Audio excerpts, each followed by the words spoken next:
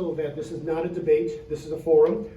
So there we have three pre-selected topics, the first being the state budget, second being the election integrity, and finally being abortion. All three topics were selected by the WCC as timely and pertinent. And we want to also leave a very generous amount of time open, at least a half hour, for public participation, public questions, for topics that maybe we're obviously we may not be covering, but may be important to you. The rules are very simple. We're going to have opening remarks by each of the legislators. That'll be 2 minutes. And then there'll be some pre-selected candid questions that I will ask, and they'll have 2 minutes to respond to those.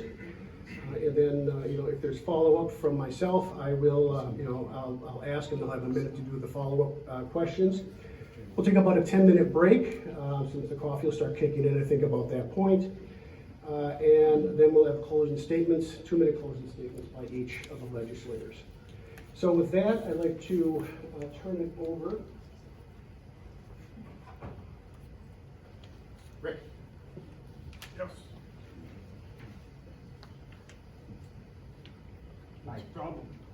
Did I put a plug in for October 6th? Yes, very good. I will do that. So as we're working through turning our microphone on, October 6th, we'll have in this room, at 6:30 is a standard meeting for the Fox Valley Initiative. We're going to have a discussion and overview of AI.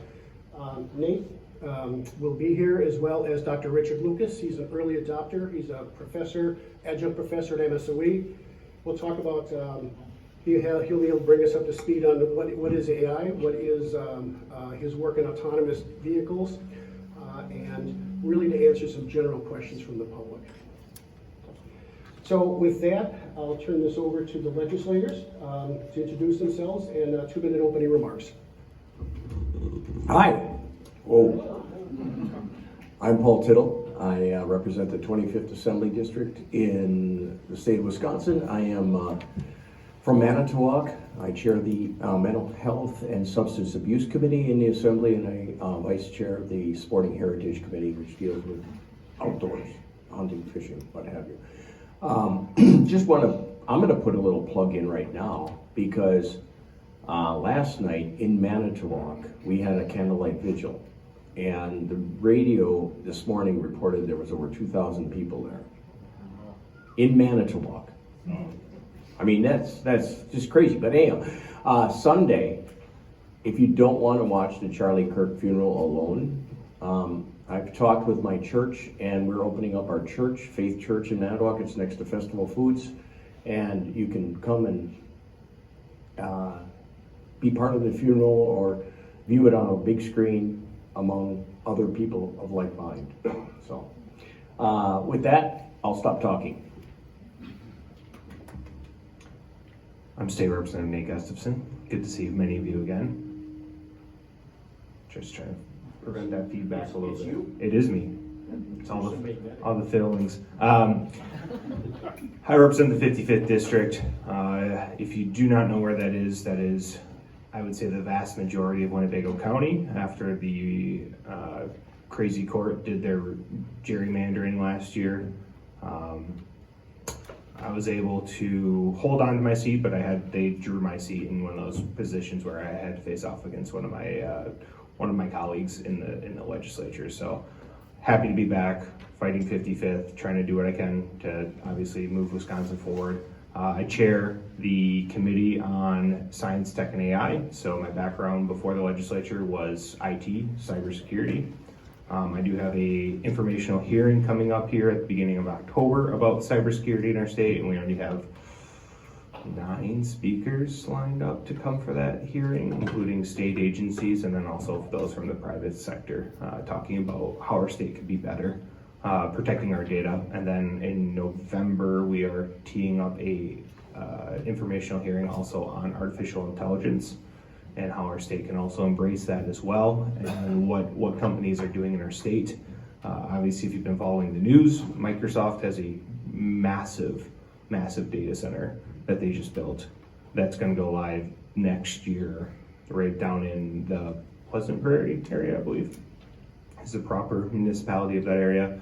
I just actually attended an event on Thursday down in Racine with the president of Microsoft, Brad Smith, and a little note for you on Brad Smith. Brad Smith actually lived in Appleton and like was from this area. So, and he's the president of Microsoft now. So just a heads up.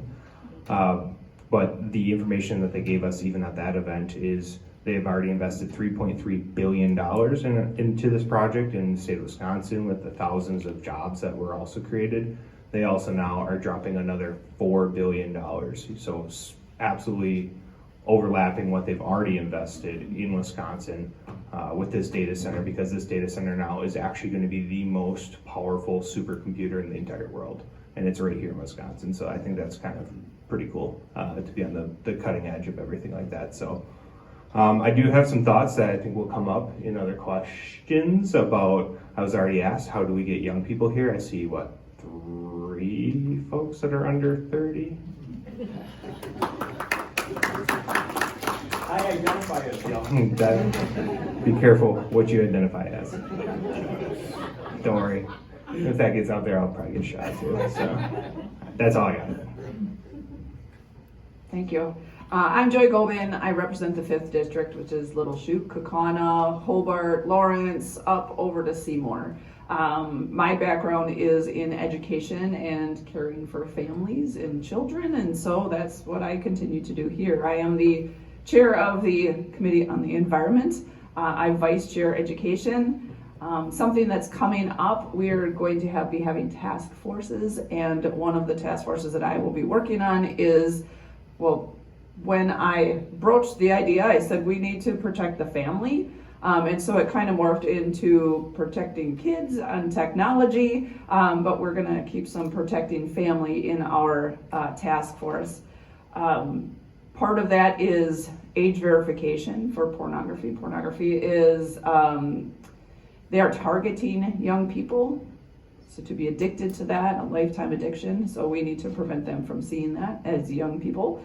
Also App Store, working on an app, maybe we can like tap into your tech stuff and see how can we protect children, how can we, if any of you have ever read The Anxious Generation, it's a great book. If you haven't read it, please read The Anxious Generation, and it really is about the rise of anxiety, suicide, mental health issues, and so much of it is based on, we've taken children away from curious play to their focus, and what they do is technology, and it's rewiring brains, and it's not healthy for our kids. So those are areas that I'm working on. Representative Tittle brought up, every time people talk about Charlie Kirk, I get teary-eyed. You're going through stuff like, oh my goodness, he just was sharing such amazing stuff. So again, if you don't want to be alone, if you want to get with like-minded people, there's lots of vigils going on. We just had one at UWGB, which was not 2,000 people, but we actually had some protesters at it, which was interesting. But there is something that's going to be on Sunday at the Outpost. So in Sherwood, I think it starts at 11:30 though. So I'm not sure if they have some programming in line at 11:30, even though the actual Charlie Kirk event is at 1. So I hope to see some of you out there as well. And there's a flyer in the back there. It is 11:30 as well, post, so it is. Hello, everybody. I'm State Senator Andre Jacques. I think a lot of you are familiar with me already, but I represent the 1st State Senate District, or as I always call it, the thumb of Wisconsin, from Dorr down to parts of southern Manitowoc County. So all of Dorr, Kewaunee, and Calumet County, parts of Manitowoc, Brown, and Outagamie. And just pleased to continue fighting for you in the state legislature. Put forward a lot of legislation, as my colleagues know. Was very pleased in the budget, which we'll get to in a little bit, that we were able to adopt my proposal I pushed for a number of years to eliminate taxes on our utility bills for the full 12 months of the year. One bill, or actually one resolution that I just started circulating this week was to honor Charlie Kirk, and very pleased we already have 20 plus of my assembly colleagues signed on to that. I think at least 8 or 9 of my Senate colleagues. I'm sure we'll have a lot more.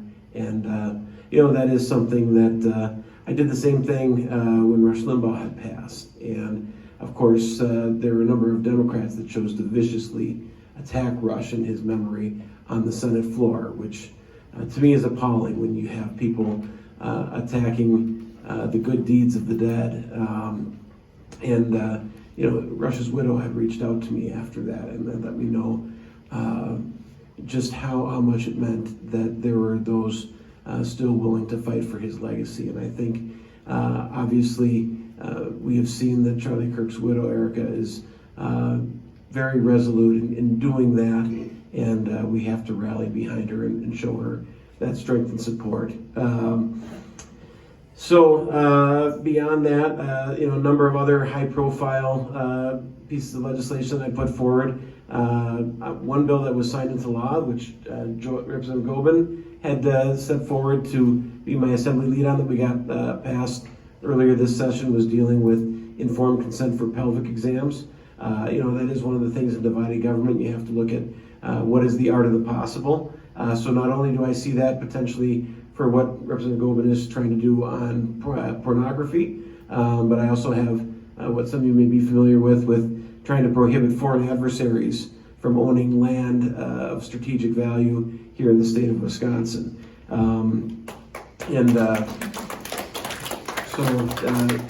Hopeful that we'll be able to get that across the finish line. But a number of, pieces of pro-life legislation, as you all know, that's kind of where my heart is. We're going to continue to try to find a way forward there to fight for the defenseless. So with that, I think we can get into the questions, but appreciate you all taking some time to be here today. Thank you. Before we start the questions, we do have a handout, the legal size handout, which is serving as some background information so that you can follow along with some basic information as regards to topics that we've selected today. So the first question I have, the first question is going to be, we'll start with State Rep Gobin. In your opinion, what are the highlights of the recently passed biennial budget? Okay. Yes, okay, so for me, the reason I voted for the budget, because I didn't want to, but it was all of the bills that I had been working on for childcare were used as a negotiating piece and put into the budget. These are very positive things. So our state, since COVID, childcare centers have been receiving aid to keep themselves running. Thousands and thousands of dollars. I had one childcare center, they were getting $20,000 a month to continue running. So yes, the governor in his budget had $480 million that he wanted to be direct payments to childcare centers. We cannot continue to do that. We needed to find a way to end that. And so for 1 year, the governor is using interest that he had from ARPA funds. That money is being taken to tone down those payments. So we're gonna, they're gonna keep getting the payments for a year, and then it's going away. And then in its place is the bill that I was working on, and it's school choice for 4K, decoupled. So that is actually a really huge positive thing that's in the budget. So childcare centers can run, and it's not called 4K, it's called like getting kids ready for childcare or for school or something, because we took it out of DPI, and so DCF runs childcare centers, so they will be regulating these programs, which is also a positive. That DPI has nothing to do with it. If they can choose to run a 4K program. If they choose to do that, the money that the school would get is now going to the child care center. So it is school choice. So as a parent, I can determine, will my child, do I gotta put them into the public school for 4K, or can I choose to just keep them at the child care center where they already are, where they're with their siblings? And a reason that I worked on that, well, I ran a child care center, but if you look at what's happening in our state and in the nation, schools want to run childcare. They want those babies coming into their system at 6 weeks old. So we do need to do something to ensure that our child care centers are able to run and are able to be profitable without the state continually holding them up. And the reason we need to do that is we do not want them to fail, because the school districts are already saying, we can help, we'll open childcare centers. And they are opening childcare centers. And that to me is a horrific thing. We don't want that to happen. We want small business owners. Thank you. Thank you, Representative. Oh, we're good. Sorry. No, well, that, if you could not tell from the passion of Joy, because I'm gonna still piggyback off that quite a little bit, is the issue where we got into the crisis of childcare was the fact that, as she had mentioned, that schools were taking it over. So what traditionally was essentially the moneymaker for childcare was 4K. And as soon as the school systems took that away from the, trying to make sure we don't have that feedback, gotcha. Making sure that this 4K now is available back to these childcare centers are gonna save these childcare centers, because a lot of them are closing. There's no money to be made in them. The qualifications for the employees that they needed were much higher than what they could pay them. And so there was this absolute critical point where if we did not do something, and it was absolutely spearheaded by Rep. Gobin right here. She did literally just climb the mountain, did not stop for anything that tried to stop her. And so huge kudos to her on that. A lot of the other things that we were able to accomplish, because I definitely want to make sure I don't miss anything major here. We were definitely, yeah, no, in general, it wasn't my favorite. I'll be honest with you, this wasn't my favorite budget. Just like Joy was saying, I wasn't going to be a huge advocate for it, but there were some pretty good stuff, especially around the tax cuts. Obviously, that was the big one that I really cared about. Andre, obviously, getting his paramount piece in there about eliminating the sales tax on utilities, which is huge. Anywhere where we could find ways to make it more affordable, again, just stay in Wisconsin, because we have a mass issue where people are leaving our state. I know in Winnebago County, what's my near and dear county where I live, we're projected to lose 5% of our population over the next 25 years. And that doesn't sound like a lot, but that's just our county. Imagine every other county else in the state. A lot of local governments are starting to go, well, we need to keep paying for these services that we're already using or that we're already expecting to be carried, but that means the cost burden is being shifted on each individual to climb and climb and climb. So the other major part that we did get done was we've kind of got our first step to eliminate income tax, essentially, is what we're trying to, that would be my ultimate goal. And for a lot of you folks in the room, it should affect most of you at this point. We got our tax-free retirement up to a certain amount. So if you're a single filer, it's up to $24,000. Your first $24,000 that you're reporting will have no income tax.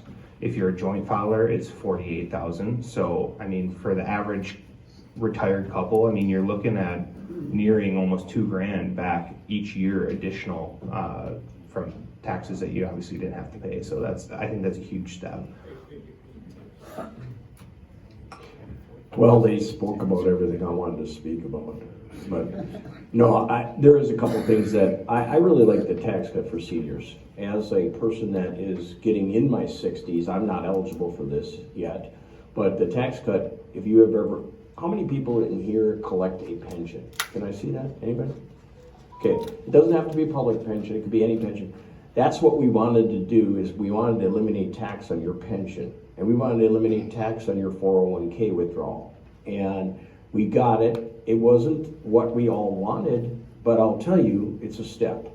And I always say politics is just like a game of football. Sometimes you get 3 yards, sometimes you get a first down, sometimes you get a touchdown. And we got a first down on this one. But we haven't scored yet, and I think Nate's got the score, and that's eliminating income tax in Wisconsin. And I don't know that that would happen in my lifetime, but I'm hoping it would. And it'll probably be some of these younger people that'll be taken over after I'm gone. Now, I'm not leaving yet, and I'm gonna run for at least one more term, so I know.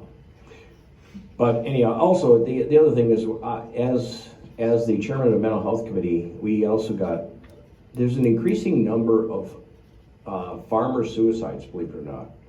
And we got some more money in mental health for farmers, believe it or not. And it was specified for that because the suicide rate is way too, it's escalating under male my age and, right, 40 and above. I'm actually over 40. I know people don't believe that, but the SS Cobia in Manitowoc, if you've ever seen that, it is a wonderful part of the Wisconsin Maritime Museum. Wisconsin only really has Wisconsin's Maritime Museum in Manitowoc, and the Cobia is a submarine that you can actually tour, a World War II submarine. We built dozens of them during World War II. After not having built a submarine ever in Manitowoc, they built dozens. And it's pretty interesting right now. It's up at Fincanterre, and it's getting reshaped in the bottom and cleaned up and get all the zebra mussels off of it. And this was the only time in my 13 years that I can say that, well, actually one other time, I brought home something to my district. In Congress, they always hear about, oh, you brought in so much for bridge funding, you brought in, and they put pork barrels in there, okay? In our budget, but this was, we put $500,000 to help them, and they actually raised $1 million, so it was $1.5 million project, and we're investing in that for you and for all of our veterans and stuff. If you've not had a chance to tour a submarine, please go and tour it. I took my grandson through it numerous times when he was growing up. He's now in the Navy in the nuclear program and probably will be on a nuclear sub. So you don't know what kind of influence you're going to have on our young people. As I was riding here, I'll leave you with one last thought. I saw a billboard on a church, and it said, "Every home is a school. What are you teaching?" It's pretty profound. So I certainly referenced the utility tax exemption earlier, and then to me, quite frankly, it was amazing that to get that put back into the budget, because that was one of the areas where the governor indicated support for my previous proposal with his budget proposal this year, which he had not done in any of his previous budget addresses. And it was really something that, again, I was surprised that was that heavy a lift to get it added back into the budget, but my vote kind of came along with that. There were a number of other things that I liked about this budget.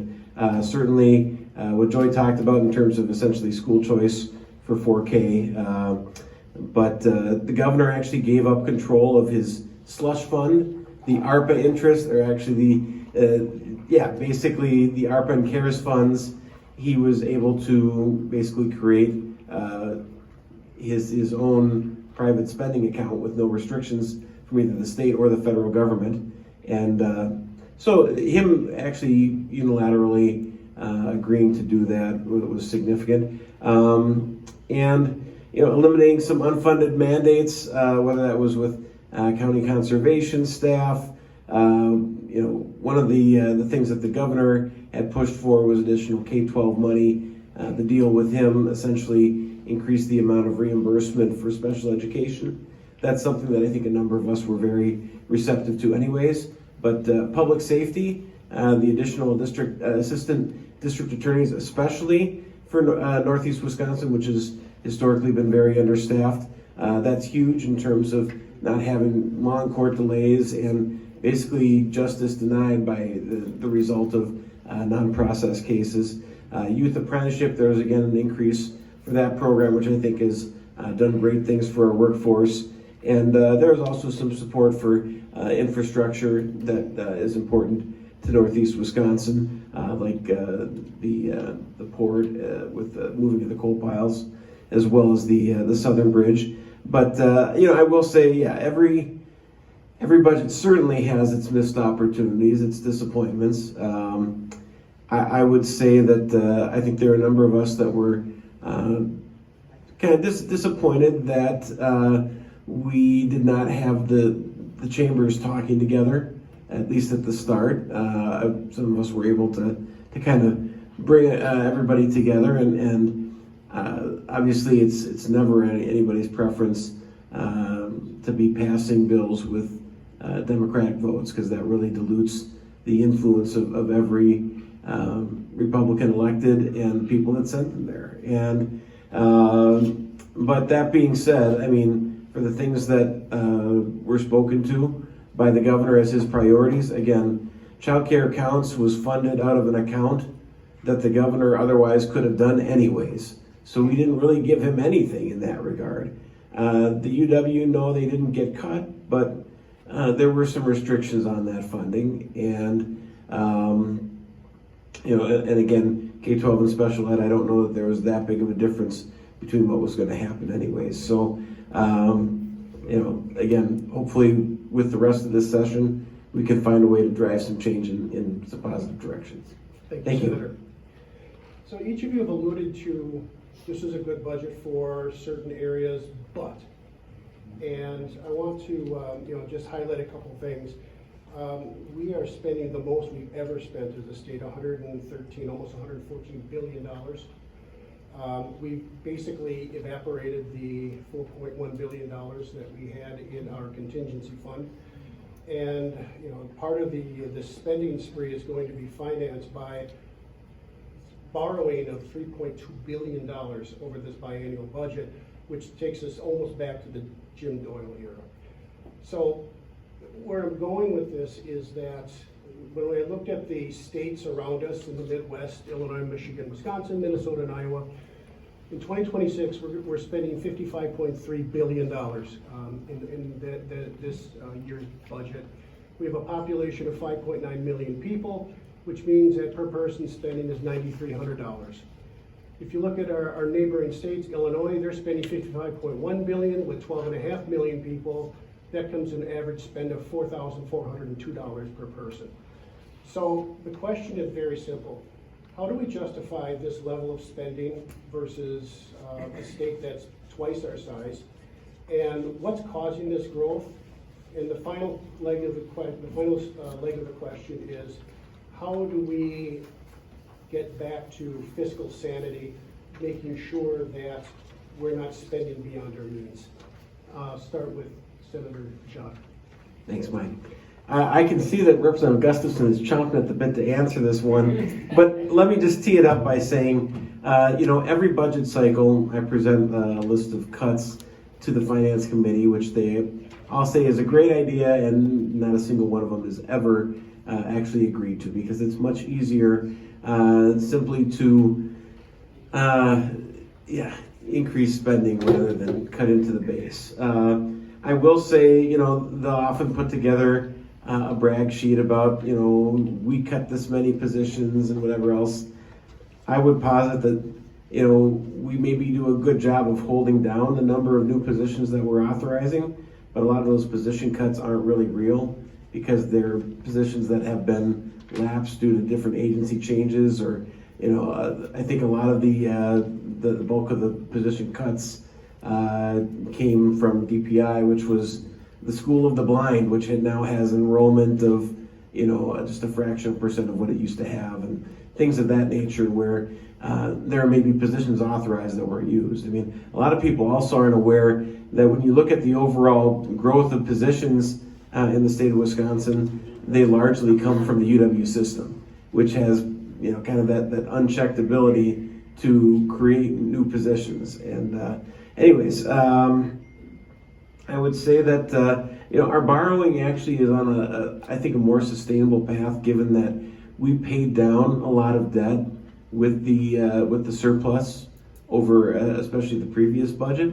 paying cash up front rather than items that we would have bonded for. I think a lot of you are familiar with the stewardship program, which has not been reauthorized at this point, in part because Evers and his buddies in the courts have essentially made sure that there's going to be no possibility of legislative oversight for such a program. So overall, it's not uncommon for there to be some sort of a structural deficit that is overcome by just general growth in the economy, in part spurred by tax cuts. And so, again, with the tax cuts that were put in place, especially with the second bracket, I mean, that was a common refrain during the Walker years.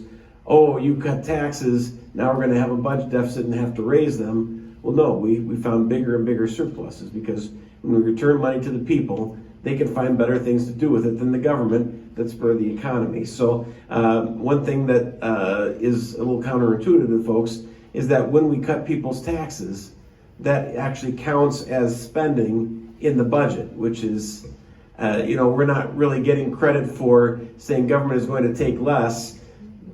Just the rule, we don't have dynamic scoring, so we don't anticipate the positives. Senator, thank you. All right.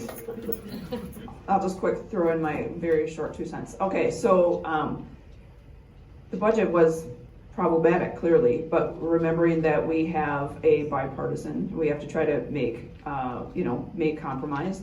And we had people who were, I'm going to be a no on the budget.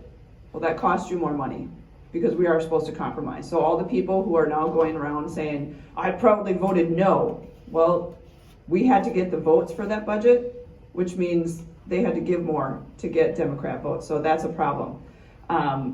And having a surplus, I'm glad, I would have preferred that we, didn't just spend it the way it was spent, but having a surplus made it really challenging, because every single organization nonstop comes in and says, well, you got the money, so give. So if we don't have that surplus, it's easier now to say we don't have the money.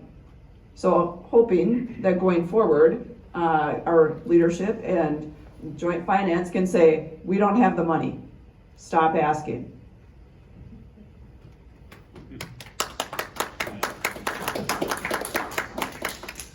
You want to know what I really think? When there's a lot of money on the table, I don't care who you are. Democrats, especially Democrats, love to spend that money, but Republicans do too. And that's the problem.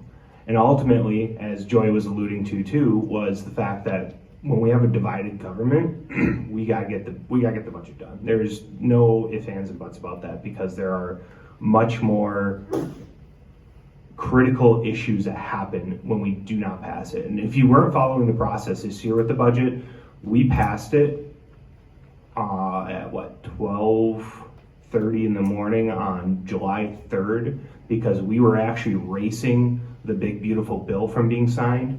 So we got it done by 12:30, and the governor was up. Actually, I think it was 12:45, and the governor signed it by 1:30 in the morning, because there was a mechanism in the budget from federal funding, which hasn't really been mentioned yet too, our spending compared to other states. We incorporate also the federal dollars in our budget. So when you see the number keep growing, we are getting additional money in from the feds to kind of balance the whole budget. So that's what we also include. But with the surplus, a lot of that had come from COVID. And when we injected money into our economy that was not there before, there was a lot more money, people were spending a lot more, we were collecting a lot more taxes. So that's where that surplus really was coming from, that 4.1 billion. And that was a surplus, not a, I don't want to say contingency fund, because we do have a rainy day fund that's fully funded. So I just want to make sure that was clarified. Ultimately though, as Andre definitely hit it on the head too, tax cuts are considered spending. So the retirement income tax cut was considered spending. The middle bracket that we adjusted was considered spending. Technically the sales tax on utilities was considered spending. So that's when you start seeing this budget grow and grow. You're like, oh, what are you doing? Be more responsible. What do you keep spending? We are being responsible. Actually, we're giving you as much back. And then what people are going to point out is, well, you did all this spending or all these tax cuts, and now you're facing the fiscal cliff. You're, a deficit coming up. As a conservative, there's nothing that makes my ears perk up more than when we say we have a structural deficit going into the next budget. Because if we still hold a branch through next year, obviously it's going to be tough next year, but if we especially hold all three, if we win the governorship, hold both sides, the Senate and the Assembly, we're going to get some really good stuff done. But I'm going to finish my point here. Right now, if we go into next year and we do not win the governor, or we do lose the Senate, or something along the lines of that, where we do not have the ability to get done what we want to get done, there's only one way we can go, and it is cutting government with a structural deficit. We're not going to raise taxes. That's not the way we got to go, especially when, as I mentioned, the population decline in our state. That doesn't make sense. So if we're spending $9,300 per person, we're not going to. We need to find a way to continue to lower that, and that's what I think. There's a lot of fear mongering with the structural deficit talk. I think it's a really good thing, actually, so we can start cutting government again, like what conservatives are supposed to be doing. I've heard Ron Johnson say it so many times. We don't have a budget problem. We have a spending problem, and I think that's true in Wisconsin. I'm looking at this. In my first budget was 70 million. And it's 70 billion, and now it's 113 billion. That's up 50% in 12 years, 13 years, and I think I'm with all of these, all of my colleagues here, is that we have to make sure that we're spending it properly. Yeah, I know there was a lot of, structural deficit. My friend here really is a hawk on that, which is great. But there is a structural deficit, but we're hoping that a Trump economy is also going to maybe give us a little bit more in sales taxes and other taxes as well. So, and I think again, it's a philosophical difference. We as Republicans, at least I as a Republican, believe that if we have a surplus, we should be doing our best to give it back to you. Because where did it come from? All of you. And so, I mean, it's your money, but there is a difference.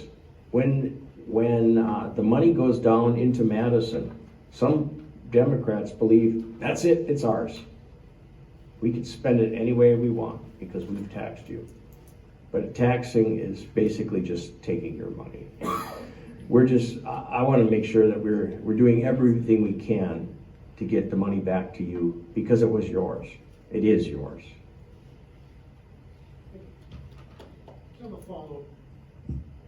Thank you. I have a follow-up question. So I'm also a county supervisor up here, and our budget process is going to start in about 2 weeks.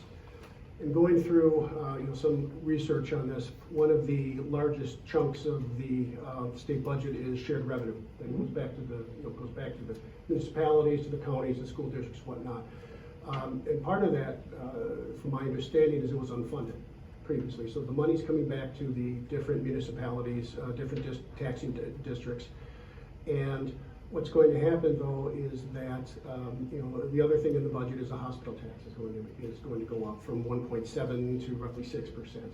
So what you'll see there is a pass on through your insurance costs. That your insurance costs will definitely be going up next year to cover for that. And the other issue is going to be on the local taxes. Unfortunately, there is talk of a very large property tax hit that the different municipalities are going to take. So my question, I'm going to go back to the original question I had before, is because of the the large spend that we have, which areas do you feel that you can cut to get us from this $9,300 per person down to something that's more reasonable? And what do you think reasonable is? Well, I wanted to talk about that sales tax and the shared revenue a little bit. You mentioned that. Last budget, we actually passed it so that 1% of the 5% tax that you pay, so in other words, a full 20% of it, is now gonna go to towns, villages for shared revenue and cities. So, with that, I think that was actually a good thing. As a former city council person and a former county boardman and county board chairman, I really appreciated that because there's a funding formula. So now if sales tax go up, the towns can get more money to build their roads in the cities and villages and what have you. So, and what your question, going back to your question was? Where are you gonna cut? Well, What can be cut? what can be cut? I'm gonna intercept that. I am chopping at a bit. From my previous experience too, other than, I'm gonna make this announcement if you didn't know this. So I was on the Winnebago County Board of Supervisors up until yesterday at noon. I actually resigned from that position. I did. We'll get into that later. But I did resign, but we were starting the budget process as well. And the biggest issue with counties is they want to grow. They want to continue to provide more and more programming, more and more services, which means they need to hire more and more people. The issue with that's going to be there are less people to serve. So why are we growing government on a local level? So that's where they're going to point to us, say we need more money, but you need to look at yourselves and go, why are you adding, especially Winnebago, the county executive, who is liberal, has proposed growing at least 26 new positions in Winnebago County. When we're again, the next 25 years, we're dropping that 5% I mentioned. So why are we growing government when our population isn't there? So if we're looking to cut, I mean, from a state, we're gonna look at positions too. So one thing I've been working on from my perspective, especially with AI, is that anything right now that we have out there for open positions in the state, first question is, do we physically have even a talent pool to hire from? Are there people actually there to fill these positions? I'm gonna lean towards no. And they're not coming to our state because we're not incentivizing anyone to come to our state because we still have incredibly high income tax compared to Florida, Texas, Tennessee, wherever they're all going.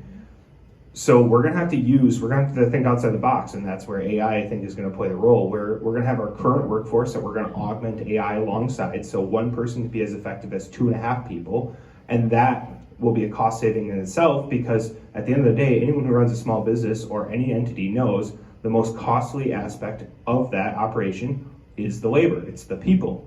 And so if we don't have the people, let's get smart and use the technology. And that's how I think we're gonna be able to get a significant cost savings from a state perspective. Terminator, just be careful. All right, I think that we need to go through and look at, everyone's like, cut these big things. Well, what if we actually go through our budget and cut a lot of little things? So while I was working on childcare, they added in a new program called Wonder School. And I fought against this. Like, why are we bringing it? It's an out-of-state group. They wanted $10 million to do the stuff that we already have people in our state doing. Well, Joy, it's more boots on the ground helping. I don't care. Let's fund the people in our state who are doing the work, not adding another group, because now next budget, you think Wonder School's not gonna come in and say, look at what we did, we need more money. No, we need to go through, thank you, yes.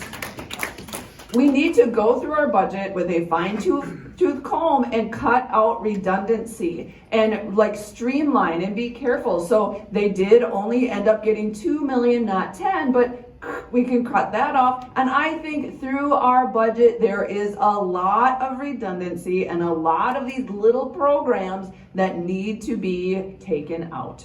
You're talking about doing it those. Sure, yes. Well, I can't do funny voices like Joy, but Mike, in the lead up to your question, you had referenced shared revenue, the hospital tax, and what was the third item? Shared revenue, hospital tax, and the borrowing. Borrowing. Okay, so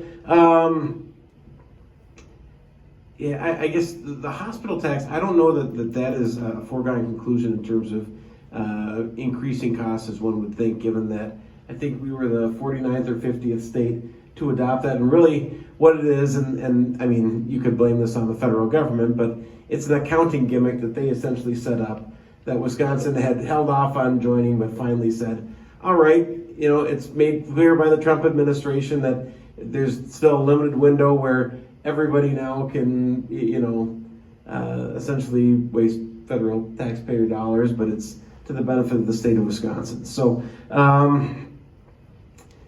in regards to, and shared revenue was made more fair. I think that was really key to being able to expand investment in that. But in terms of cuts, one big one would be if we were to eliminate minimum markup, we could remove all of the positions that we have that go around the state ensuring that we aren't paying too little for our gas and groceries and prescription drugs and everything else under the sun. Wouldn't that be great? How many people are there? Amen. There's at least 8, I think. There's similarly, or you could reallocate them to other open positions in the agency. But you've got. So is there like $1 billion right there? I don't know if that's $1 billion, but I mean, you look at, like, for instance, the alcohol bill in the last budget, last biennium, last session. Obviously, they come around asking for new positions. There are, like was referenced, there's a lot of small things that we can chip away at. One big one, though, office buildings. Government seems to like, the newest Taj Mahals with all the bells and whistles. I know this because I serve on building commission now, and I have, been part of WIDA and other boards where, and they like to build them in Madison too. There are other places in this state that don't quite charge as much per square foot. But one thing that was pointed out to the governor that he's at least worked with us on to some extent is, with all the folks that he allows to essentially work from home the bulk of the week, and reduction of state employees in certain areas, the way that automation and technology and everything else has evolved, you just don't have the same space needs as you did before. So let's actually return some of that, square footage to the private sector and add to tax base, because what is it? 1 out of every 5 acres in the state of Wisconsin is owned by government at some level. It's just, I get some of that is in large tracts for parks and everything else, but there's also a tendency to, when DOT purchases property for a highway expansion, they purchase more than what they're going to need in some cases, just for easements for temporary roads or things of that nature. They don't give it back, and it just sits there. And and I'll tell you, it's frustrating because I hear from my local government saying, we have things we like to do with that space, but DOT won't even talk to us. And I'll tell you, there's a lot of areas within a lot of these state agencies where, I have a lot of suggestions for how we could do things. But again, part of that is going to be, I guess it's part of the issue that we have right now in general is, even when the legislature appropriates something, you have to have an executive who's actually going to follow through on it. Thank you, Senator. We've been talking for about an hour. I think the coffee's kicking in, so I'd like to we'll take a 5-minute break. Please hit the refreshment area. We have plenty of literature here, and we'll start again at 10:10. Thank you.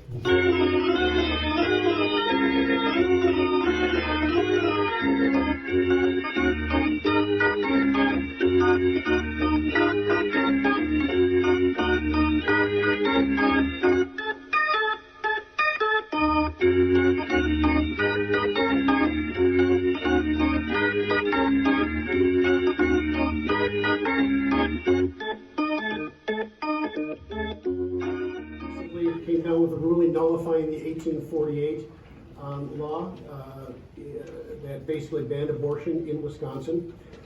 So if you look in the handouts, the new, I believe that's page 7, the new abortion, we'll call them the abortion rules this year that are in effect. Abortions are now limited to the first 20 weeks of post-fertilization or 22 weeks after the last menstrual cycle. The female There are 2 visits that are required. One mandatory in-person counseling, has to be one of those. There's a mandatory ultrasound that is part of, that needs to be conducted. Minors, anyone, I'm sorry? Minors need notarized permission slips, so 17 and under, from their parents to get the procedure. However, there's a circuit court option that the circuit court can order the procedure to go forward if the parent's permission is not granted. There's been certain insurance and telehealth prohibitions, and there's been some medication abortion restrictions. So, with that backdrop, I would like to ask each of the participants, given that the environment for abortion has changed, what is your opinion as far as the modification of that? Where do you stand as far as, I know that the Democrats are definitely pushing to change some of the waiting period, eliminate some mandatory in-person, eliminate the ultrasound. Where do you stand on that, and what are your opinions of the current environment? I'm just grabbing the mic for the 10 seconds to say I'm going to defer literally all my answers to Joy Gobin because she is absolutely the champion and she's leading, and Andre, and they're both leading a really big bill right now that's going to drop next week. So, and I'm already on it. So let's just start there.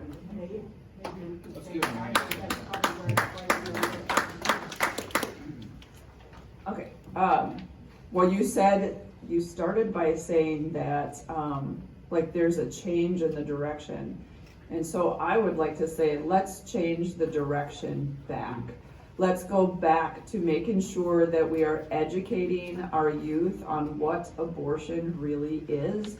A few bills that I am working on is, oh my goodness, I forgot about the one with Limburger, which you don't like, but putting in growth and human development classes that they need to see the life cycle of a child in womb is a bill that we're putting forward. Also, abortion definition. So Andre and I have been working on this with all of the coalition of pro-life people, and it's very basic, it's very simple. It is taking out like the molar pregnancy, ectopic pregnancy, all of these things that we wouldn't think of that as an abortion. But when there is an election, we get killed on that, on an emotional stance of, oh, this woman was going to die because she couldn't get her health care. That's not true. That is an out and out lie, and we're working to put that in statute. And I would love to see our Democrat friends vote against this bill, because it is simply defining these things are not abortion. It unfortunately isn't changing the 20 weeks, which I hope that we at some point can go back to conception, which is where life begins. But I'm going to point out too that you are part of changing that process. You need to educate. You need to get online and educate. And you need to vote in primaries for people who are 100% pro-life. We are going to have upcoming elections in safe seats. In those safe conservative seats, are you getting a candidate who is 100% pro-life and is going to stand for that? Because there are people who are going to run in those seats who are not.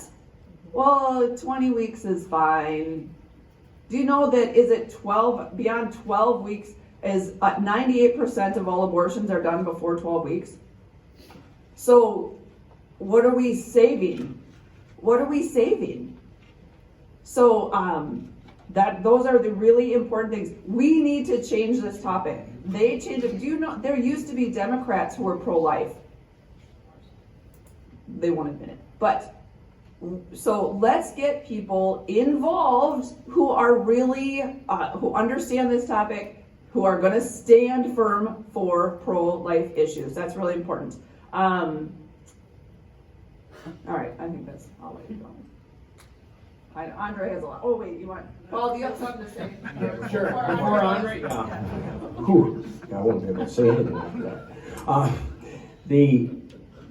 I'm looking at your literature here, and everybody's heard of cancer, heart disease, the Social Security problem, where we don't have enough people paying into Social Security to sustain us for a long time, right? It's because 63 million people were killed since the abortion thing. I'm sorry, I kind of believe that maybe God gave us the answer for cancer, the answer for heart disease, and we killed that baby, and I think that's a shame. Joy is right, vote pro-life, because you can basically tell a person's character by what they will do to protect it, just an innocent child. Amen. So, I'll give it to Andre now.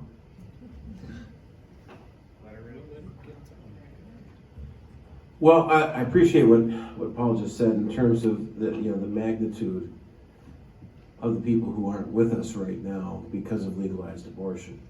And I think it underpins so many of the demographic challenges that we face as a nation, and it scars our nation traumatically from a psychological standpoint, the way to which we have declared human life to be expendable, to be something that is subjective rather than objectively valuable. I like to make the point with my colleagues that we have any number of legal tests for if you have an unborn child who's killed as a result of whether it's a drunk driver or an assault, and the treatment of that child. But as soon as you make a declaration that that child is somehow, unwanted or unloved by the mother, then that child ceases to have any value. And, Paul and I are involved in some adoption legislation together. I have other adoption legislation where Wisconsin could certainly become more adoption friendly and helpful. And that's, I think, an important step that we need to take. The state Senate passed a whole slate of bills last session that I thought were very good bills. They came through my committee.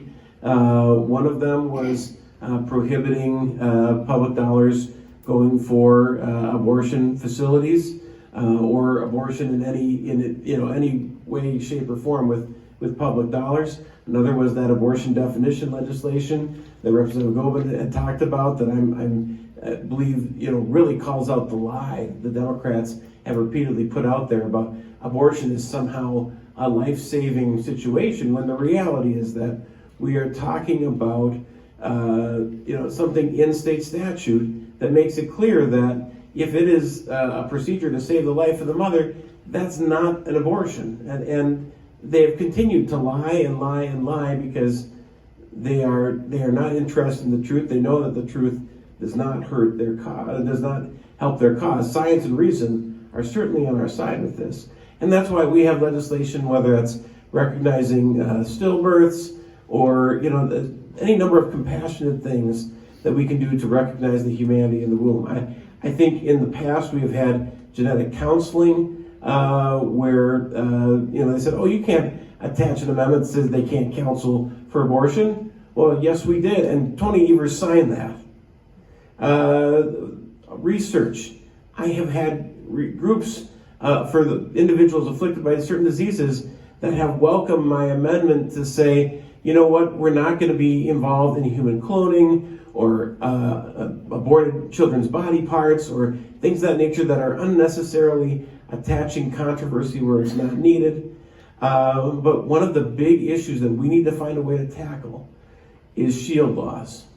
I don't think a lot of people are aware of the extent to which the vast majority of abortions that, a large chunk of, thousands of abortions that have occurred within the state of Wisconsin are the result of medication abortions from states, liberal states that have granted them basically shield authority for knowingly violating Wisconsin's laws on abortion, which especially maddening and heartbreaking to me because I helped put a lot of those regulations in place. And how can we basically just give states the ability to say, yeah, you know what, we're going to be part of these compacts, we're going to do all these other things, except we expect you to acknowledge our laws, but we're not going to respect yours. That's something that we have to find a way to address. So, I'm good. Thank you, Senator. So we're coming up on 10:30, and one thing we'll pass the hat for any contributions you'd like to make. And it's at this point that I want to open this up to audience questions. I ask that you please stand up, speak very loudly so that your voice can be picked up on our microphones, and you can address the entire panel or individual people as you wish. Ron. We officially go until 11:30, so just so you're aware of it. Not even used to be 11. That was the old. We have a hard stop at 11 by one of our guest speakers, so. More than happy to stick around a little bit after for you as well. Okay. All right, so, yes, sir. The top line of the budget says Tony Evers wanted 1,200 positions compared to the budget. When he creates those positions, is there an I own you to that position?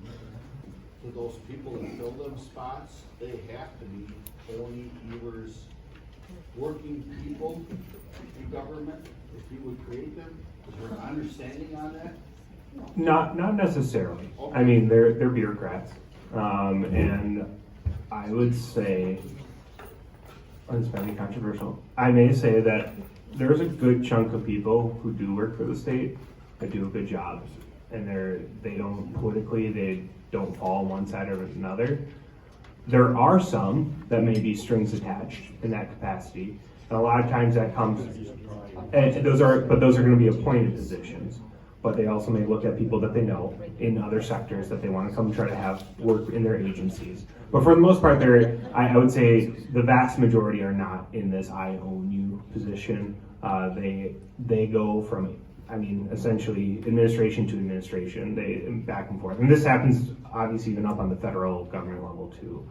But yeah, I don't think there's a really known thing, but I think back to the point of what I was saying earlier, you add 1,200 positions or try to add, there are not 1,200 people in the state to even fill those. So why are you even asking for these positions? We got to get creative, think outside the box with actually trying to get the resources we need to get the job done. Also, think about if these jobs are in Madison, the majority of the people in Madison are liberal-minded, and so that's who's being hired. I know that there was a staffer in the building who worked in a Republican office and had been trying to get a position in a different area, and she felt that she wasn't getting interviews because they knew she was Republican. So, which is very possible. They're gonna hire like-minded people. So. Thank you. I would just say, there are certainly good people behind enemy lines right now because when Governor Evers put out his email about being non-compliant with ICE when they stop in, I'll tell you there were a number of individuals that immediately reached out to us, and we let it be known that that was happening. So there are whistleblowers out there, but yeah, certainly the point that was made, they try to screen folks out proactively, right now in terms of filling positions, and then those that are already in those positions that they want to replace, they have mechanisms there. So, we can think back to recent history where, firing individuals who didn't take the COVID vaccine, individuals who did not want to take a DEI training and declare that they, were privileged and, pick out, 10 different genders that they, affiliated with. So, anyhow, I'm sorry, I know we got other questions. So. Yes, sir. The topic of election integrity and smurfing, what can be done to stop this hugely illegal practice of smurfing? It was probably invented by Democrats, but unfortunately some Republicans do it probably because they feel like they need to keep up with the competition. Real quick, can you explain what Smurfing is for people who don't know that they're not the little people in the cartoons? Probably Andre can explain it better than me, right? Sure, yeah. So, smurfing is a way of spreading the money around. Somebody wants to move money from point A to point B, but it can't be all in one person's name, or that person doesn't want their name attached to it at all. So instead, it's essentially the equivalent of laundering money. It's finding a way to, filter the coins through laundromats. But as a result, you basically have individuals who are deceased, individuals who are no longer at a particular address, individuals that many times it shows up through transactions where they're making 50-some donations the same day to the same person, all with an amount of 88 cents to $5.37, things of that nature. And, it's just an IT way of moving the money around. Now, there is smurfing legislation in the legislature, which is fine. I don't have a problem with it. I just don't think that it necessarily does anything. I think it's a bill to say that we're doing something on smurfing. I don't know that it's necessarily going to stop the issue. There has been attention at the national level in terms of Act Blue in particular, not collecting the 3-number control code at the back of your credit card, and making sure that you're stopping the foreign contributions. Everybody remember the Buddhist monks with Al Gore? That's just a fun thing that pops to mind from time to time. But there certainly are ways that China in particular is looking to influence our elections, and there are ways for them to do it until we find a way to, I think, actually have some successful prosecutions of what clearly are donations unknowingly being made in other people's names. And I think we've had documented. Oh, Nate wants to talk. Paul wants to talk. Yeah, I didn't know it. I thought this was the Andre show. Anyhow, no, in your friend and mine, Dave Murphy, has got that Act Blue legislation in the Assembly, and we're working on that. We also have election observer language that we have put out a bill again. This is a second term for it. Do you know right now, if you're an election observer, who is an election worker in here? Okay, great. And who's election observers? Have you ever gone observing? Okay. If you go observing right now, that chief clerk or whoever's running that voting site could actually kick you out and face no repercussions right now, because the law says that you get anywhere from 3 to 8 feet.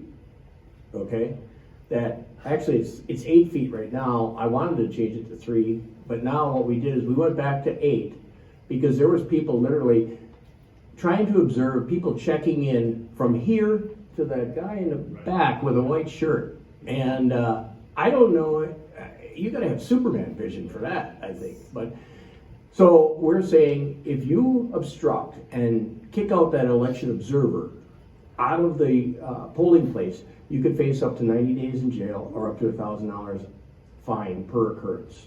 Because right now they could kick them out and really, well, yeah, you can file appeal with WEC later, but what good is that gonna do? So anyhow, I just thought election observer, we're still on that election integrity bill because we still believe that elections, they ought to have integrity. Every single one should have integrity, and there shouldn't be any cheating going on. Let's chat after. I have something to say, but I'll be honest, I don't want to say it on camera. Next question. Thank you. Two things quickly. Abortion. We have in northeast Wisconsin a location called Vita that has clinics from Fond du Lac to Green Bay, and they have a house in Appleton where they will protect women for up to 2 years, both pre-delivery and post-delivery, and provide them with all kinds of things. They have ultrasounds. I just want everybody. Trinity House is the name of the home, and VIDA is the name of the organization, VIDA. The other thing is, can you talk anything about AI, please? What specifically? Specifically, what's happening in our state? Besides what I already covered? Pardon me? Besides what I covered? Yes, absolutely, about Just Beaver very Dam. quickly, please show up at our meeting in October, because we're gonna go very deep into this. I think I might just defer to that. Yeah. We'll have a pretty Just sound. a quick 30,000. Yeah, essentially, as I said, I mentioned Microsoft coming here. They're not the only data center coming to a state. If any of you've gone down 151 recently through Beaver Dam, you will see one of the craziest projects I've ever seen from the roadside, which is probably what a lot of people in southern Wisconsin have seen with the Microsoft data center. They're building a data center in Beaver Dam. It's Meta, so Facebook is building one there. It's huge. It is going to be massive. And when a community gets one of these data centers, yes, it's a huge footprint. The employment is usually minimal for the most part. Well, it's a couple hundred jobs typically for it. But the tax impact for that local community, especially because right now they're either operating off of TID districts or whatever it may be, when they fall off in those areas and the investment that they made, it is like hitting the jackpot for some of these local municipalities. So I think they're good. You're gonna hear a lot of environmental concerns. That's been a big hit piece recently. Like the Microsoft one, they're saying is going to just gobble up water and the energy and everything else that they need. Well, what's funny about the Microsoft plan, especially with the details that we were able to get this week, is the Foxconn site where it's already being built, which thanks to the legislature for setting the stage for Microsoft. I know like the left loves to attack that. Look at this failure of Foxconn was. Actually, it led to something even greater than Foxconn, in my opinion. So thanks, legislature, for that before I got there. But the other factor to that is Foxconn was permitted 7 million gallons per day of water if they needed to draw from like Lake Michigan. Microsoft is permitted 2.8 million gallons a year. 7 million a day, 2.8 a year. The amount of water that they're using for that data center for cooling, because it's the second largest also cooling station in the world, the number one that they built is actually in Saudi Arabia. So just so you're aware, that's how massive this project is down there. It is, the water that they're using is equivalent to 4 Olympic-sized pools that they're pulling from Lake Michigan in a year. Lake Michigan holds over 2 billion Olympic-sized swimming pools. So just if we want to put the numbers in perspective. The energy thing, well, there's been a fight. I know many of you probably knew about the Rofer fight and everything else that came down the pipeline. Energy companies now are trying to leverage the data center crisis of them needing energy to line their pockets and essentially still rake over, I think, ratepayers. And they can take that one to the bank, because I know they're going to come hit me for it because they attacked me during my primary because I said that out loud. So I think right now we have to be strategic with our critical infrastructure, especially energy. We need to look at a lot of carbon-free, specifically nuclear. I am a huge advocate for nuclear. I think everyone up here is. But there's also opportunities that I think we need to continue to explore, like community solar. And that is community solar, and we're not talking massive, massive farm fields of solar. I'm not a fan of that. Yeah, back to the budget, going from 99 million to 114 billion, I'm sorry. Excuse me, can you guys tell us who you are and where you're from? Yeah. It'll help us. I live here in Appleton. Okay. So, budget went up 15%. Some of it was inflation, some of it was the tax cuts, but still it went above that. And so, we've all said, I want to cut back, we spend too much. What's the issue with saying, no, we're not passing a budget? What's the issue with using the budget deadline as a leverage? What happens if the budget isn't passed? I thought you go back to the prior spending levels. And so can you just talk about that, why that can't be used as more leverage? Yeah, and absolutely, that was I'll be honest, that's where I started. I said, well, why do we have to pass a budget? Like, let's hardline this. Can we go past it? when you start doing the math and you start looking at some of the funding mechanisms that we're getting, especially from a federal perspective, again, how we were operating and how fast we moved this budget, if we did not pass the budget when we did, it would cost us even more. And not only would it cost us more as a state for all the programs or whatever it was gonna be, it'd be coming out of our state coffers. So it would not be coming out of the federal government. So we at least were able to shift that money and can get it from the federal government, pay less already to get this done versus trying to find a way to charge all this additional money that we didn't have in the first place. Then you're really gonna complain about when you see income tax just start skyrocketing. So So you're saying some of the 99 billion that we had in the last biennium was from the federal government, and we would lose that if we did not pass the budget? there was additional funding that we were gonna lose. Yeah, we would have lost the ability to capture the federal funding. So that certainly was a driver to when things got done. Just very quickly, can you quantify that? How much are we talking about losing? Over $1 billion. Yeah, billion plus, yeah. So I appreciate the question. I mean, I would agree with the principle that in general, a Republican-controlled Assembly, Republican-controlled Senate should only be passing bills out of their chamber with enough Republicans to constitute a majority of that chamber. If Democrats want to vote for something, fine, but you want to make sure that you're not dependent on Democratic votes to pass your agenda.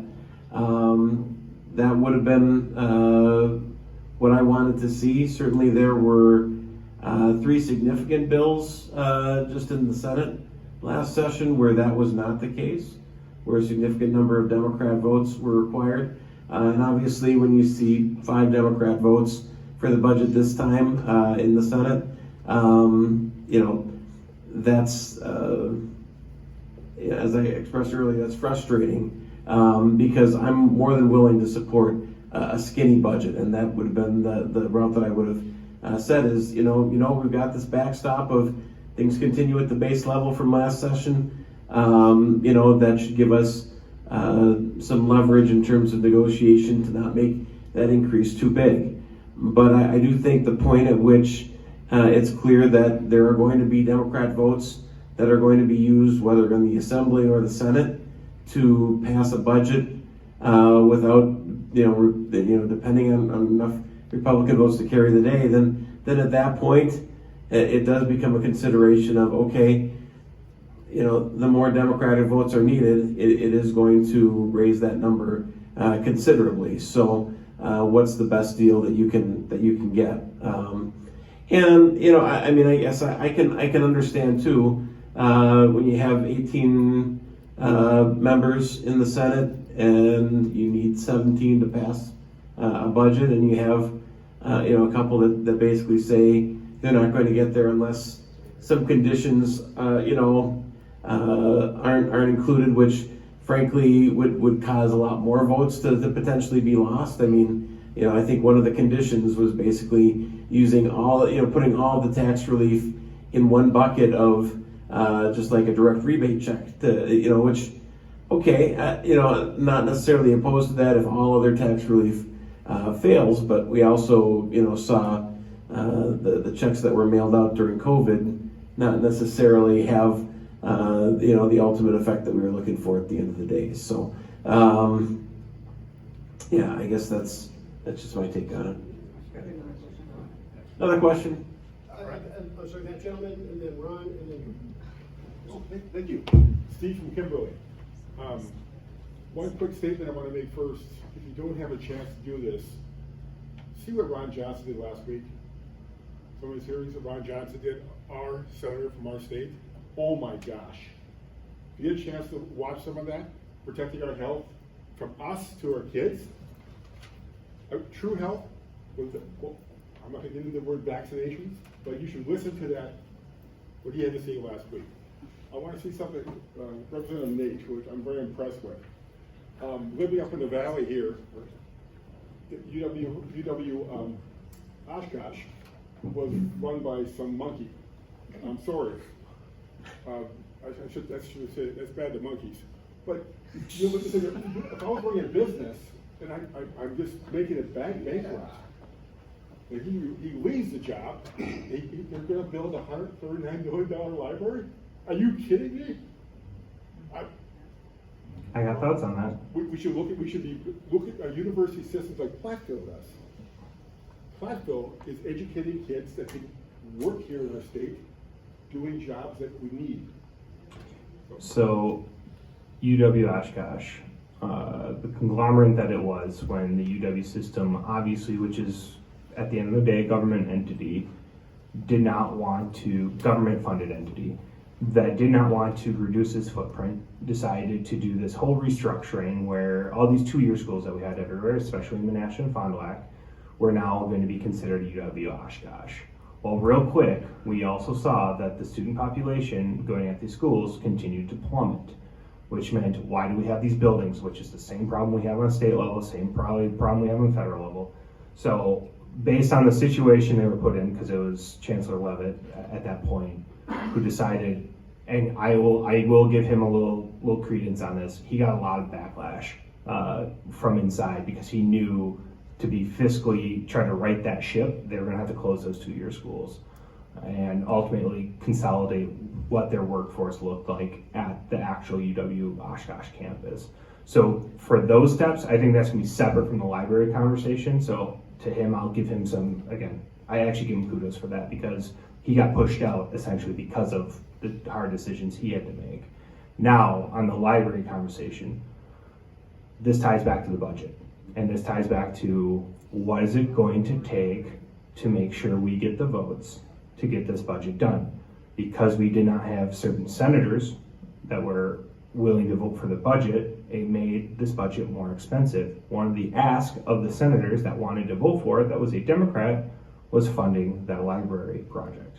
So the $130 million, I did tour that library actually, I did go through the basement and stuff. It was in pretty rough shape, I'll admit it. It was in worse shape than probably a lot of people can see on the surface. Do I think $130 million should have went to it? That's debatable. I think that's up for debate, but that was the point that they made, that if you want my vote, this is how it's gonna happen. And I think UW Oshkosh, just to point out all the other campuses in the state, because I did a little my own analysis of especially 2024 election, Oshkosh was like one of 2 or 3 UW campuses that went really, really far to, well, I shouldn't say far to the right, but went to the right. Like Trump almost won UW Oshkosh, which has not happened for a Republican in a real long time. So I'm not saying I support exactly the library, even though I voted for it in the budget, but if there's a campus I went to, I'm not disappointed it went to someone where we have a student population there that is like-minded or has the ability to rationally think. So it's kind of a catch-22 on that one. And we're going to turn into a data center and just give all the students jobs there. Good. False news. No. Ron, good question. Ron Zahn from Wrightstown. Probably most of us, thank you. There's 2 of us in Wrightstown. Probably most of us recognize that the public school system is riddled, infused from top to bottom with a pro-abortion stance. Go into the library, book after book, fiction and nonfiction, promotes abortion one way or another. Very hard to find anything that supports life. Same with the staff. Totally infused with an abortion attitude. So, when Joy's bill gets passed, that there must be this life ingredient in the human growth and development curriculum at all schools in Wisconsin, how confident are you that it'll make any difference in the classroom? Wouldn't you need to have multiple classroom observers day after day sitting in those classrooms and recording what they're teaching? Well, the first classroom observer is the parents and obviously the curriculum that their students are coming home with. So that's where your observer is. Also, back to Paul's point of you know, it might not be exactly scoring, but we can get a first down if this is one of those bills that gets passed, because it's gonna be an inches game. Because everyone wants to take a mile, but we're gonna have to take the inches when we can get it. So I think getting it towards that is gonna be a good first step, and I'll let Joey talk more on it. Well, I just think that on the conservative side, we've always been so focused on national politics, and we need to refocus on local politics. And I know that in some areas that is happening, and I know that, yes, and I know that like you fight for your school board, but we all need to be fighting for, why are school boards liberal in conservative areas? Like, that doesn't make any sense. So, have you ever knocked doors for someone running for school board? Because I think we just think, oh, they just need to put their name out there. No, they need to let people know what's happening in those schools and fight for your schools. Now, I have a lot to say about schools. I'm not gonna go on that here. I think we need to like tear down the system and start over, but yeah. Quick 5 seconds on this one too. The Neenah Joint School District, which is where I used to live, the amount of people that could vote in a school board election every spring is almost equivalent to a state assembly seat. And they get paid a fraction of what a state assembly rep gets paid, and they have usually a fraction of the budget. So when you think about that, you have these super impactful local races that you're trying to essentially court 60,000 people to come out in an off, technically a spring election, which we already know how voter turnout is in spring elections, so. Well said. So the solution is, Lady in front, and then we'll go to. One thing real quick though, I would just say, and I said it before, science is on our side, reason is on our side.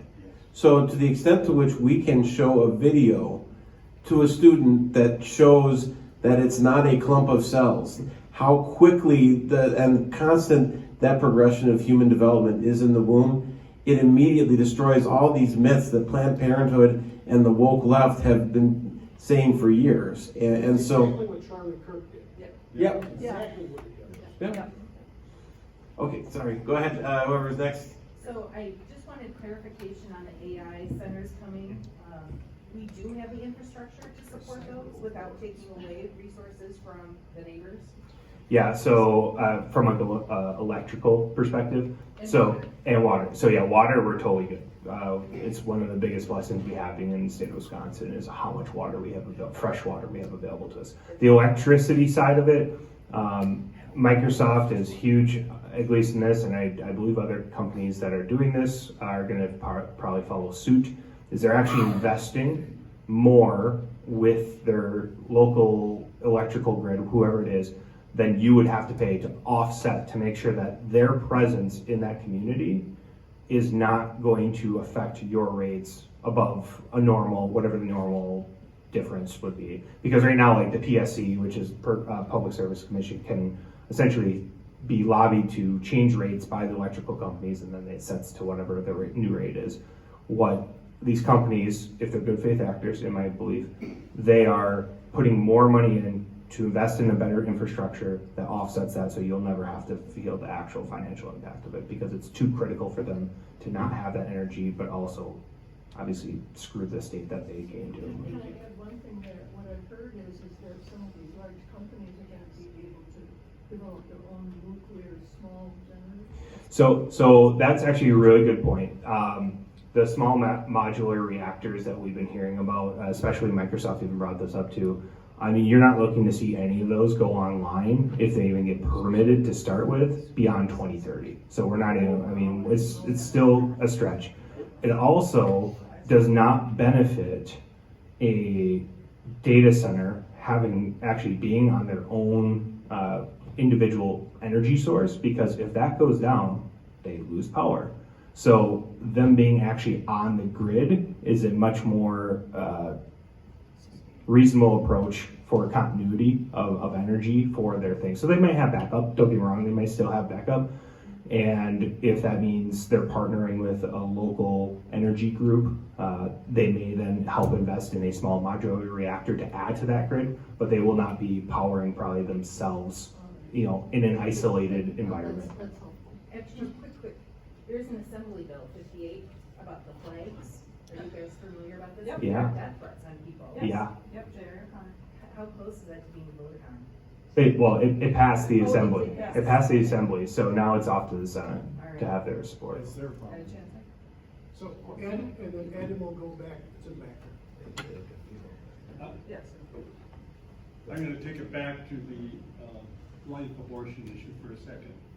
Let me just point out on the handout that we provided on abortion, if you look at the very top, it says reported annual abortion 1973 to 2019. What's significant, I would argue, if you go through the column, it's suggesting abortions have dropped. If you look at the very last little sentence, it says, according to the CDC, the percentage performed with chemical abortion officiates like mifepristone rose from 9.6% in 2004 to 43.7% in 2019. The key now is, where is it at today?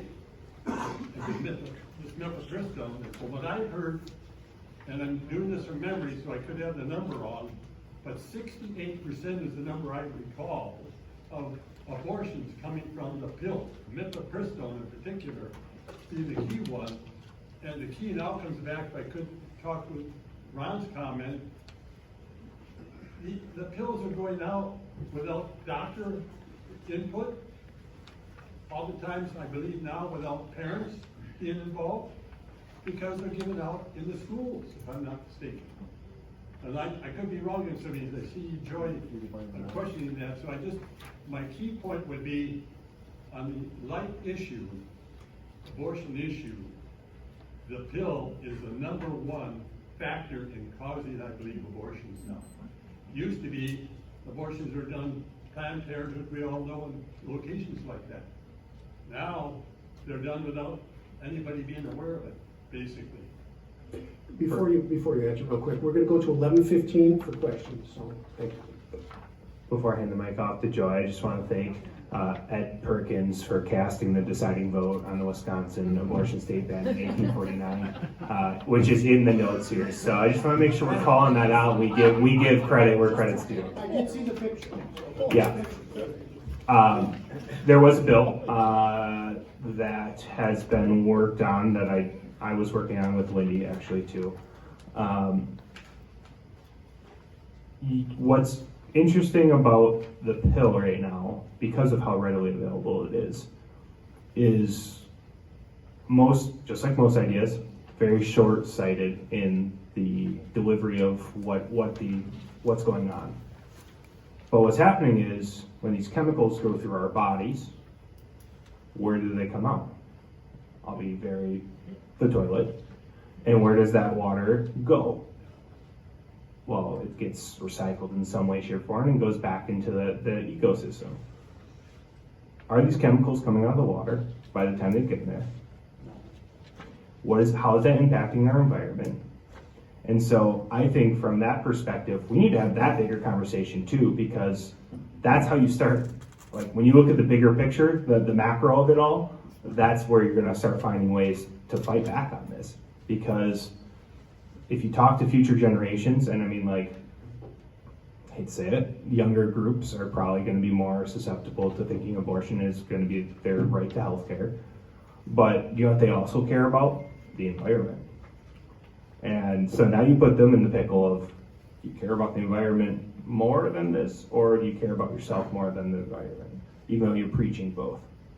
So that's a bill that's actually going to be coming here relatively shortly, if it hasn't been already introduced.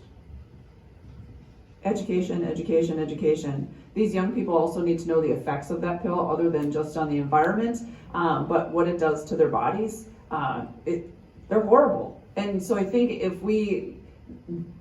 they've surveyed the younger generation, I'm not in it, but they care about the environment, they care about health. Like drinking is going down in Wisconsin, sales of alcohol, because they actually care about their health. So if we start explaining that this isn't healthcare, it's not for your health, it's harming you. It could affect you for your future. Like you may not have other children. Is that what you want? This is education. It's what and people will argue, well, that's not your job. I don't care, I'll try, but I always put it back. It's on you. Educate. Okay.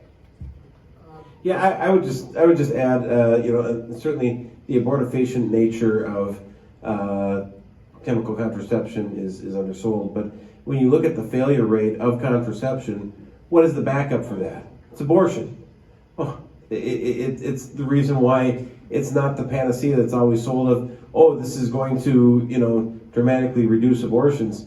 Well, no, because then when a pregnancy occurs, there already is the training that, okay, well, then it's okay to remove the life of this person. But getting back to the SHIELD laws that I referenced earlier, that's bypassing all of the other regulations that we have in place. I mean, again, the parental consent, the ultrasound requirement. I mean, basically, if you have unscrupulous individuals in other states, I mean, and just think of the extension of this, not just from abortion, but euthanasia or anything else where you're shipping things across state lines and basically saying that we are going to empower individuals in surrounding states or any state in the country to disregard the laws of Wisconsin.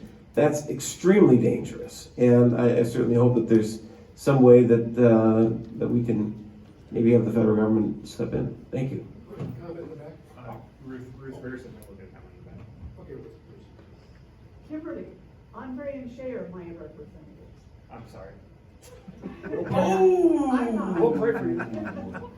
Andre has paid dearly to have us at 5.9 on this abortion. What, 15 years or so or more when you put your first one out? Yeah, it's been 15, 16 years. And both sides have come after you for that. If you want to make a difference, get a Choose Life license plate. When you stop at the red light, you undoubtedly see the license plate in front of you. When you get that Choose Life license plate, you are creating money for Viva. Yes. Yep. It's not tax money, it's your money. $25 a year. That's only pennies a day to help young mothers through their trauma of an unexpected pregnancy. And they're Thank you, cute, Andre. and they're cute. Get the license plate. Well, there are at least, maybe four or five in the parking lot? How many have to Choose Life?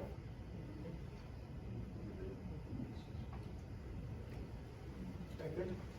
Yeah, I know over the past month, there was a Democrat state senator and Democrat assemblywoman that introduced legislation which would prohibit concealed carry on college campuses.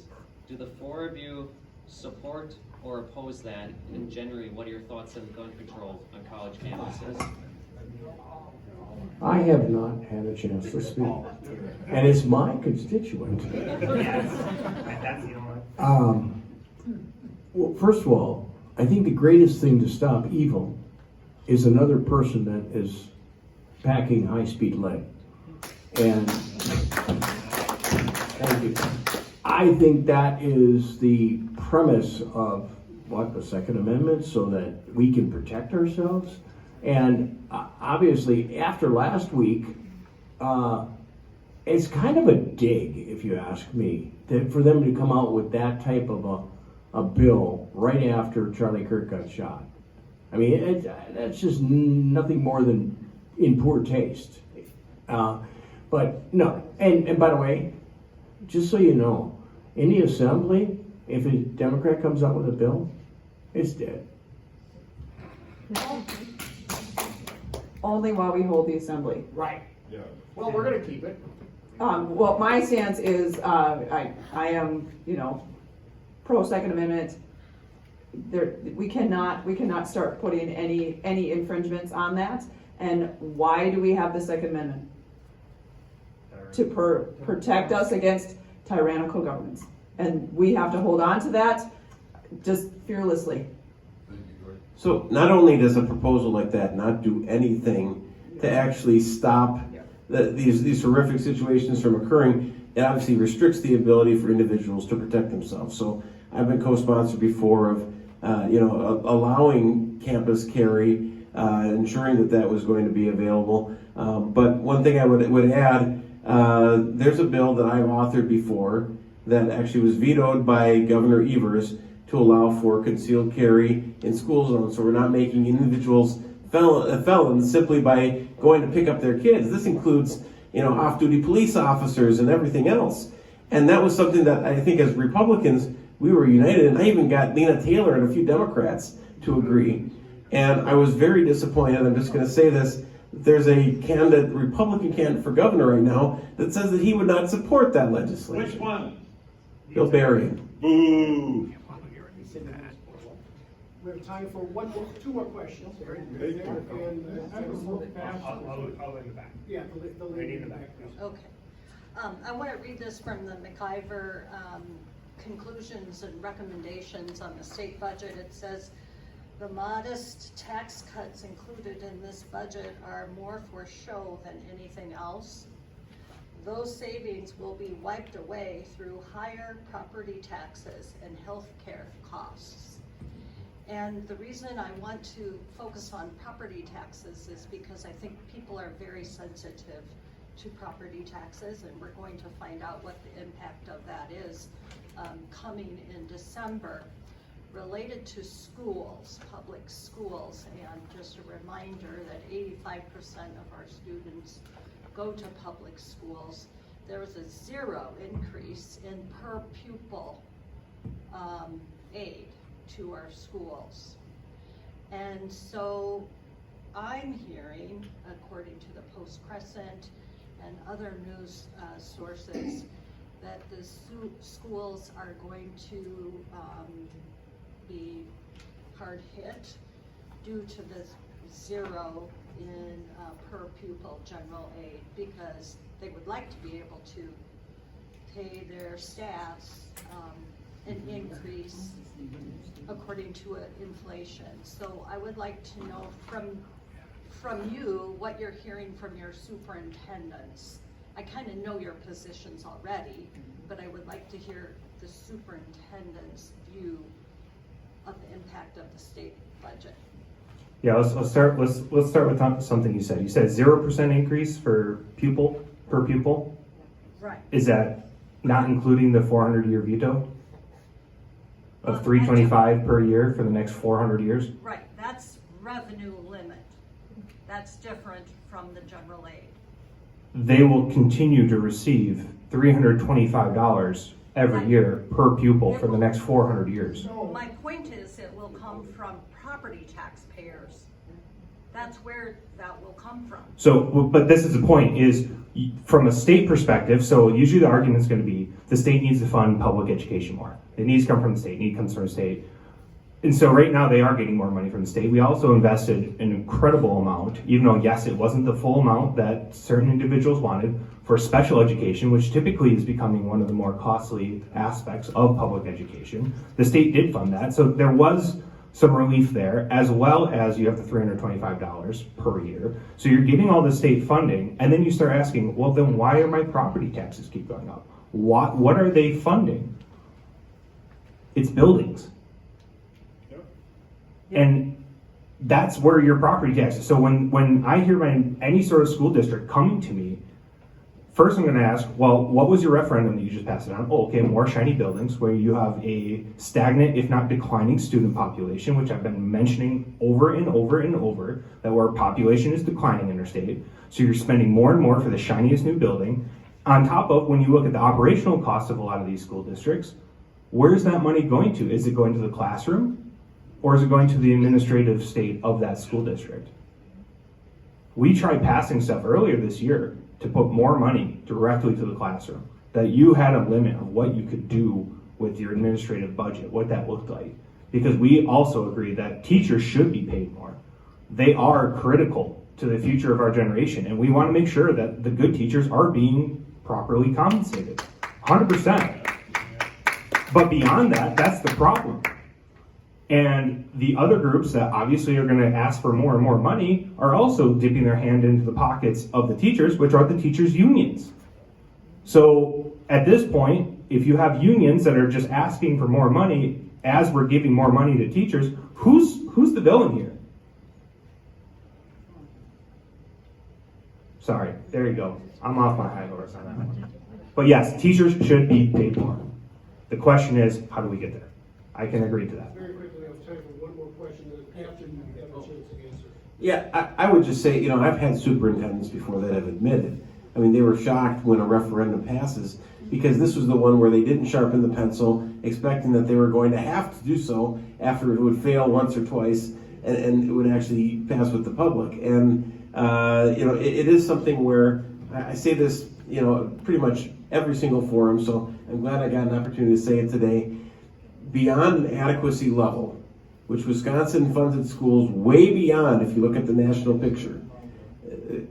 Your consensus national experts will say it's not how much money you spend, it's how you spend it. You can find demographically similar school districts in the state of Wisconsin. I've got them in different parts of my same district where one dramatically outperforms the other, not because of any sort of, student demographic issue or anything or because one spends that much more than the other. Contrary to that, the lower spending school district can vastly outperform the higher spending one.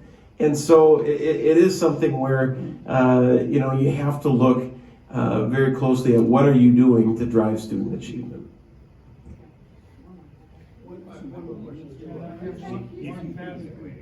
It probably has nothing to do, but if you have a school in your parking lot, take a squad car that's not being used, it may be low maintenance, park it in there.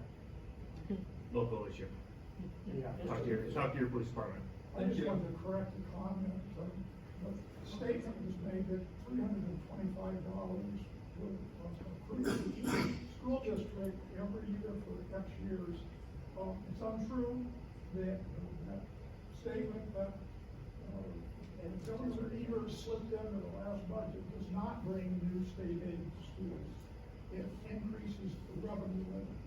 So that's important to understand the difference between a revenue limit increase and a funding increase. Revenue limit increase does not bring any new funding unless the local district elects to pass it on to the taxpayers, and then it would be taxpayers paying it.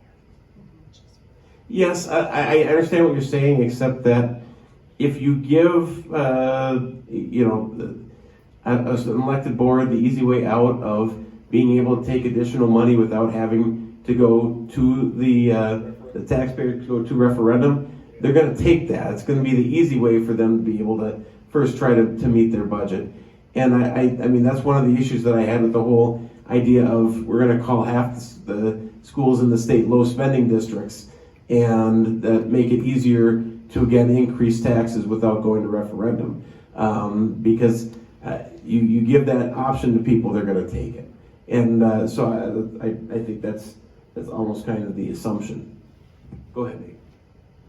No, that's exactly what I was going to say. And I think we really want to get into the weeds, which we won't right now, but the school funding formula definitely could take another crack at that at some point. But there will be some winners and there'll definitely be some losers in that situation. And so that's where I think we need to have a broader conversation on that.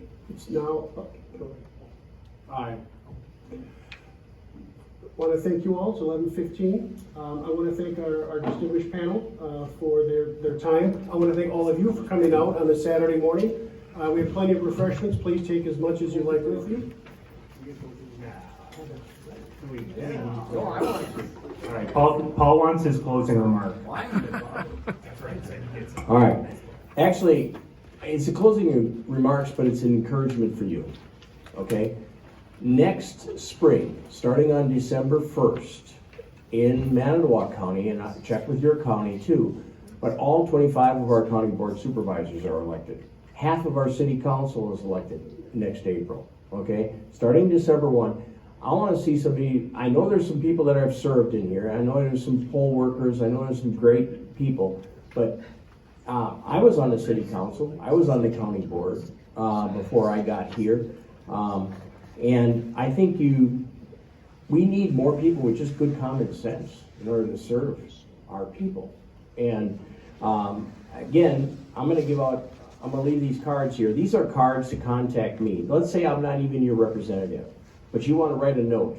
Write a note to your representative, put a stamp on it, and mail it back to me. I'll make sure it gets to your right representative and you put your address on there. And these are great. The top half you tear off, and it's got some pertinent phone numbers on there. and it's got a handsome guy on the other side, so. And as I always say, contact your legislators, because good ideas for good legislation doesn't come from a bunch of politicians sitting around in Madison. It comes from you. I'm gonna add to what you said about the school board elections. Yep. How important they are. Yep. And again, that December 1st date is front and center as We have two that ran for school board in Manitowoc. I'm sorry, we tried to pull them over the finish line, but we weren't able to. I know Braden ain't done, and neither is Crystal, so, thanks. Last thing, we'll have the drawing.